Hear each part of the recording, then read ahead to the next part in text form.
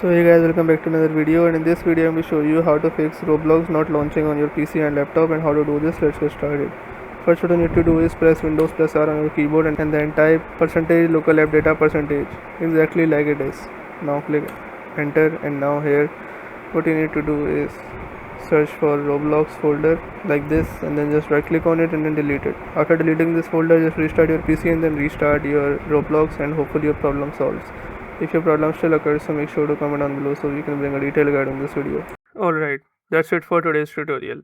I really hope this video helped you solve your problem or learn something new about your PC. My goal on this channel is to make everything about computers simple and easy, whether it's fixing errors, downloading software or any game, boosting performance of any Windows or any game, or understanding new tools. If this video was helpful in any way, don't forget to hit the like button because it really motivates me to keep bringing you more useful content. And if you're new here, make sure to subscribe and turn on the notification bell so you never miss any future tutorials, tips, and PC fixes. Also, if you're facing any issues or have any questions related to computers, Windows, software, or anything technical, drop them in the comments. I read all of your comments and I'll try my best to help you out. Thanks a lot for watching. Take care of your system, keep learning, and I'll see you in the next video. Thanks for watching.